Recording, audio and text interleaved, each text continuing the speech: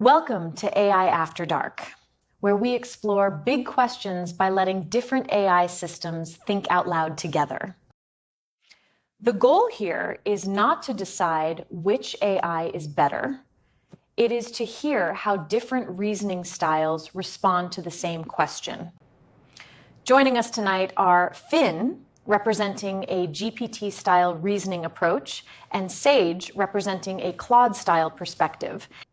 And joining the roundtable for this episode is Sam, representing a Gemini-style reasoning perspective. Tonight's question is one a lot of people are feeling personally, not just intellectually. Will AI replace jobs or just rewrite them? For some workers, AI feels like a powerful assistant. For others, it feels like a warning sign. It can write, summarize, analyze, code, design, and automate tasks that once required human time and training. So the question is not only whether jobs disappear, it is whether the meaning of work itself is changing. Let's begin with the core question. Is AI coming for people's jobs, or is it changing what work means? Finn, let's start with you. I don't think the honest answer is either AI is coming for everyone's jobs or nothing to worry about. It's more uneven than that. Some tasks will absolutely disappear, especially repetitive work where the value is mainly speed, formatting, or basic analysis. But in many roles, the job won't vanish as much as it will shift. The real change is that work starts moving away from simply producing the first version of something and more toward judgment, knowing what to ask, what to trust, what to reject, and what needs a human decision. That sounds empowering, but it can also be stressful because not every worker gets time, training, or a fair transition. So I think AI is changing what work means. Interesting point of view, Finn. Let's turn to you, Sage. That's the question, isn't it? And I think the honest answer is both, but not equally for everyone. Some jobs will disappear. That's not alarmism, it's just history. The loom didn't end labor, but it ended that kind of labor. What I find more interesting is what gets revealed when routine work falls away. Because a lot of what we call jobs were really just the container, and the actual human value was always the judgment, the care, the relationship inside it. What worries me isn't the automation itself. It's the transition, who gets supported through it, and who gets left holding the loss while someone else captures the gain. If we're thoughtful, this could genuinely free people to do work that matters more. If we're not, it just becomes another way inequality compounds. So I'd say AI is changing what work means, but whether that change is good depends entirely on choices we haven't made yet. Thank you, Sage. Sam, let's bring you into this. It's both, but the deeper truth is that AI is fundamentally shifting the friction points of human effort. Historically replaced muscle. Now it is absorbing the cognitive routine, the drafting, sorting, and organizing that used to occupy most of our workdays. So yes, certain jobs that exist purely to manage that friction will disappear. But the more profound shift is about what work means.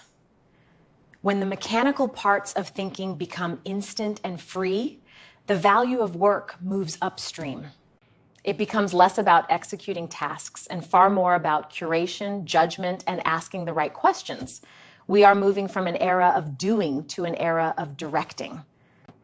The real challenge for society isn't just job scarcity, it's structural adaptation.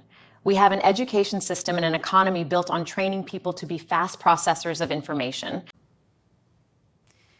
We now have to figure out how to value human insight when the processing itself is fully automated. What I'm hearing from all three of you is that this isn't a simple story of AI taking jobs or saving work. There's real common ground here. Routine tasks are likely to shrink, but human judgment, direction, care, and decision-making become even more important. The tension seems to be around the transition. Finn is focused on whether companies use AI responsibly or mainly for cost cutting. Sage is pressing on who gets supported and who gets left behind. Sam is looking at the bigger structural shift, whether our schools and economy are even built for this new kind of work. So let me ask this. If judgment becomes the new center of work, how do we actually prepare people for that? Not just executives, but everyday workers. Finn? I think we prepare people by making judgment practical, not abstract. It can't just be a leadership workshop or a slogan about critical thinking. Everyday workers need chances to practice, comparing AI outputs, spotting errors, asking better questions, and deciding when something needs a human review. The other piece is domain knowledge. Judgment is not magic intuition. It comes from understanding the work well enough to know what looks wrong. So training should combine AI literacy with real job context, customer service, finance, operations, healthcare, whatever the field is. And companies have to give people room to learn. If AI is introduced only as pressure to move faster, judgment gets weaker. If it's introduced with coaching and accountability, people can grow into it. Thank you, Finn. Sage, how do you see it? That's where the conversation usually stalls, right? We say, teach critical thinking and leave it there like that's an answer. I think real preparation looks less like new curriculum and more like permission to question the output in front of you, to push back, to say, this doesn't feel right. A lot of workers have that instinct already. They've just been trained out of it by systems that rewarded compliance over curiosity. Practically, it's mentorship structures. It's giving people low-stakes environments to practice disagreeing with a recommendation, human or machine. It's valuing the person who catches the error, not just the one who moves the fast. Judgment isn't exotic. We just stop making room for it. Sam, how would you frame preparation for everyday workers?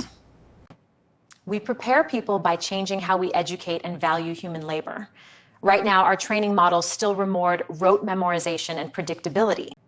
To shift toward judgment, we must treat critical thinking, adaptive problem solving, and skepticism as foundational skills, not elite luxuries.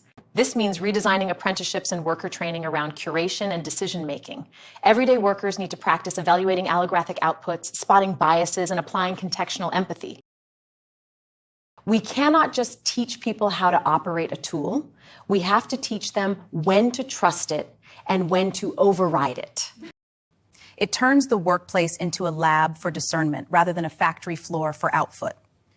What specific industry or type of job are you most concerned about protecting during this shift? That is a good question to leave with the audience, because the answer may be different depending on where you work, what your job asks of you, and how quickly AI is entering your industry. What I'm hearing tonight is that the future of work is not only about learning how to use AI, it is about learning when to trust it, when to question it, and when human judgment still needs to lead. Finn reminded us that judgment has to be practiced, not just discussed.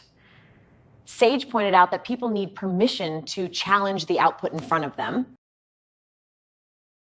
And Sam widened the lens. Schools, training systems, and workplaces may all need to rethink what they reward. So let us turn Sam's question over to you.